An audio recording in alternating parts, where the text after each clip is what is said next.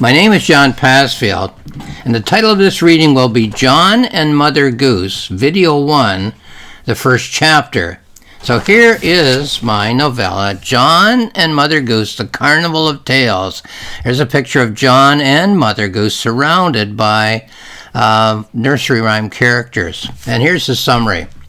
While driving his granddaughter home from daycare, John suddenly finds himself standing in the midway of a carnival of Mother Goose fairy tales. He's greeted by Jack, of Jack and Jill fame, who tells John that Mother Goose is expecting him, as she has a role for him to play. But what does Mother Goose really want? Why does she think that John is a writer of detective stories? And why, when she meets John, does she greet him as almost a long-lost son? And for that matter, why do so many of the fairy tale characters have different stories that they want John to write for them, instead of the ones in which they've lived for hundreds of years? John's not a mythical creature. He's only a human after all, but can he save the Mother Goose Carnival? Can he solve the mystery of the vanishing fairy tales? Well, we're all aware that we dream at night. The proof is that we sometimes wake up in the middle of a dream or at the tail end of a dream and realize that we have been dreaming. Creating an imaginary situation, an imaginary society, or an imaginary world about which we only get a glimpse. We also have a term that is quite common, and that's the term daydream. This term suggests that as we go about our everyday lives, our minds are busy creating imaginary characters, events, societies, and even worlds about which we remain unaware.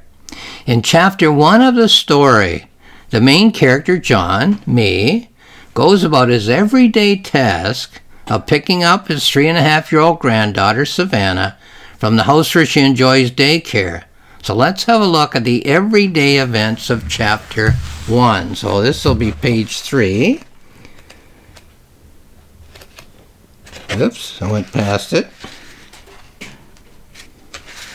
Here we are. The story of chapter 1. The nearby town of Benbrook, pulling into the daycare driveway, thanking the lady, Tammy, and buckling my granddaughter into the baby seat in the car. Now a song. Ba, ba, black sheep, have you any wool? Gives me a break from all that writing, something to get me out of the house. I plunge back into the stream and make my way. My wife and I used to make this journey about 2 or 3 times a week. Gives our son and his wife a break on the driving chores. Again, the little girl sings, yes, sir, 3 bags full. Finishing up a new novella, wondering what my next writing project is going to be. I always bring pens and paper. Once in a while I pull over and jot down a sentence or two. Driving on to Elfrida. New houses encroaching on country fields. My granddaughter sings a nursery song as we drive. So she sings, one for my master and one for my dame. My wife used to read the nursery books to our granddaughter. No doubt her parents do as well. And Tammy, the daycare lady, does the same. Together, they've covered just about every fairy tale. For kids, the nursery rhymes are in the air. I always bring milk and crackers. My granddaughter sings as we ride along. There's a crust of snow on the fields, but the roads are bare and dry. Late February now, so spring will soon arrive. And one for the little boy who lives down the lane. Who was it who said that there's only one story? One human story, and that is all. That every life is an added chapter. That every book is shining a light on a single tale. Perhaps no one said it. Perhaps it was me. Today, it's Baba Black Sheep. The other day, it was Farmer in the Dell. She knows Rain, Rain, Go Away and all the other songs. She always sings a song as the miles go by. Ba, ba, black sheep, have you any wool? Every human is living a story. We are born into fairy tale kingdoms, variations on similar tales. Myths are the building blocks of our gray matter and our bones. Washroom, coffee, toy store. A stop for her and a stop for me. She sips her milk and chews on her cracker. We always buy a little toy. Amazing what you can buy for 75 cents. We'll keep her occupied as she sings her way home. Yes, sir, 3 bags full. We are characters in Crime and Punishment. We are characters in Wuthering Heights. We are King Lear and Willie Loman and Oedipus too. Phaedra, Nora, Cleopatra, and on and on and on. We are the heirs of all the stories we make our own. In every fairy tale, we rediscover and renew our own stories. We're as unique as our DNA allows us to be. So that's chapter 1. John in his everyday life with his 3-year-old granddaughter Savannah, 3.5-year-old, and last February, just driving along from daycare, and he's thinking as she's singing the song Ba Ba Black Sheep. Now, H.M. Forster, the writer, said, only connect. Henry James, the writer, said, try to be one of those people on whom nothing is lost. The premise of chapter 1 is that John, as he drives his granddaughter Savannah from daycare to the stores and then to his home, is making connections between the everyday elements of his life and the elements of the heritage of his culture. In his everyday life, his granddaughter is singing a nursery rhyme, Ba Ba Black Sheep, in the back seat of the car where she's buckled into a child's safety seat.